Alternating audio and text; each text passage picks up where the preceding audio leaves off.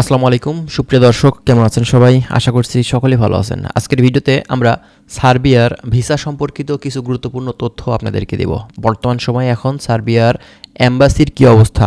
Embassy সম্পর্কে আমাদেরকে অনেকেই কমেন্ট করেছেন, ভাই অ্যাম্বাসিতে এখন ভিসা স্টিকার করছে কিনা, 2026 সালে আমাদের জন্য এখন এই সার্বিয়া দেশটি আমাদের জন্য সুযোগ করে দিবে কিনা, নতুন করে কর্মী তারা নিবে কিনা, 2026 সাল আমাদের জন্য ভালোর দিক বেশি নাকি খারাপের দিক বেশি, আজকে আমরা বিস্তারিত তথ্য আপনাদেরকে দেওয়ার চেষ্টা করব। যারা সার্বিয়াতে যাচ্ছেন বর্তমানে নতুন করে, যারা অলরেডি ফাইল দিয়ে রেখেছেন, যারা নতুন করে ভাবছেন ফাইল দিবেন, তাদের জন্য আজকের এই ভিডিওটি, অবশ্যই ভিডিওটি আপনারা দেখবেন।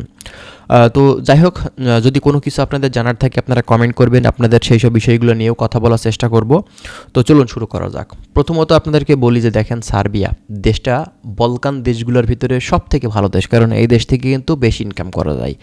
এই দেশটাতে বর্তমান সময়ে এখন দেখা যাচ্ছে যে খরচের ব্যাপারে বলতে গেলে আপনার বিভিন্ন যেসব নন সেনজেন কান্ট্রি আছে, খরচ কিন্তু দেখা গেলে তুলনামূলকভাবে কিন্তু একই, ঠিক আছে? তুলনামূলকভাবে অন্যান্য যে নন সেনজেন কান্ট্রিগুলো আছে খরচ কিন্তু একই রকম, তবে এখানে ইনকামটা কিন্তু বেশি করা যায় অন্য দেশের থেকে।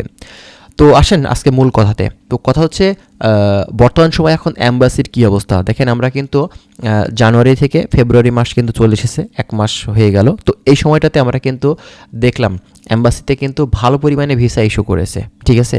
তো যদিও নভেম্বর ডিসেম্বরে তাদের কার্যক্রমটা ডিলে করেছিল, কারণ এই সময়টাতে কিন্তু স্বাভাবিক কার্যক্রমগুলো ডিলে করা, কিন্তু জানুয়ারিতে বেশ কিছু ভিসা কিন্তু ইস্যু করেছে তারা নতুন করে, এবং ফেব্রুয়ারিতে আমরা আশাবাদী আরও বেশ কিছু ভিসা তারা কিন্তু ইস্যু করবে।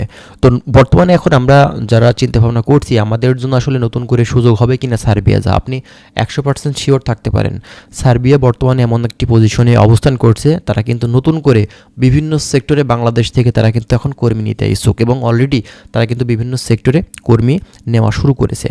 তো নতুন করে এখন ফাইল দিলে আপনারা বুঝতেই পারছেন শীতের কিন্তু প্রায় শেষ, এখন প্রায় দেখা যাচ্ছে সামারের সামনাসামনি এসে আপনাদের ভিসাগুলো যখন উঠবে তখন কিন্তু ওই সময়টাতে প্রচুর পরিমাণে কর্মীর চাহিদা হবে। তো আপনারা কিন্তু ওই সময়টাতে সুযোগ পাবেন যাওয়ার। তো নতুন করে যারা চিন্তাভাবনা করছেন যে এখন এই সার্বিয়া দেশটিতে ফাইল দেবেন, অবশ্যই আপনারা কিন্তু এখন এই দেশটিতে ফাইল কিন্তু দিতে পারেন।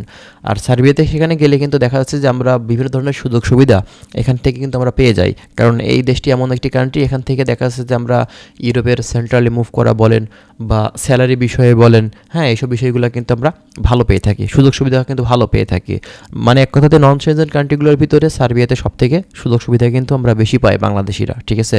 তো দেখেন অনেকেই আছে যারা সার্বিয়া থেকে কিন্তু মুভ করেনি, সার্বিয়াতে কাজ করছে, আবার অনেকেই সেখান থেকে কিন্তু গেম দিয়েছে। যাদের চিন্তাভাবনা ইন্টেনশন আছে গেম দিবেন, তারা অবশ্যই সেখানে আপনার ওয়ার্ক ভিসা না নিয়ে আপনারা শর্ট টার্ম ভিসা বা ট্যুরিস্ট ভিসা নিয়ে আপনারা সেখানে যাবেন। কারণ আপনি যদি স্টুডেন্ট ভিসা, আপনি যদি ওয়ার্ক ভিসা নিয়ে সেখানে গেম দিয়ে থাকেন, আপনার জন্য কিন্তু আপনার সাথে যে বাংলাদেশিরা কাজ করছিল তাদেরও কিন্তু ক্ষতি হবে। এই বিষয়গুলো আপনারা একটু মাথায় রাখবেন। নতুন করে যারা বাংলাদেশ থেকে সার্বিয়াতে ঢুকতে চাচ্ছেন তাদের জন্য কিন্তু ক্ষতি হবে।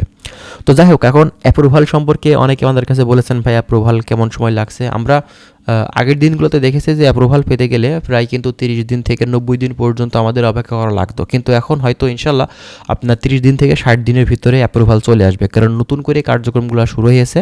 প্রসেসিংয়ের সময় কিন্তু খুবই দ্রুত সময় হচ্ছে, এটা কিন্তু আমরা আশাবাদী বা বর্তমানে আমরা এখন দেখতে পাচ্ছি। তো যাই হোক, যারা সার্বিয়াতে যাবেন বা যেতে চাচ্ছেন অবশ্যই আমাদের সঙ্গেই থাকবেন, সার্বিয়ার বিভিন্ন ধরনের তথ্য আপনাদেরকে আমরা দেওয়ার চেষ্টা করব। ভালো থাকবেন সবাই। আজকের ভিডিওটি আমরা এখানে শেষ করছি। আল্লাহ হাফেজ।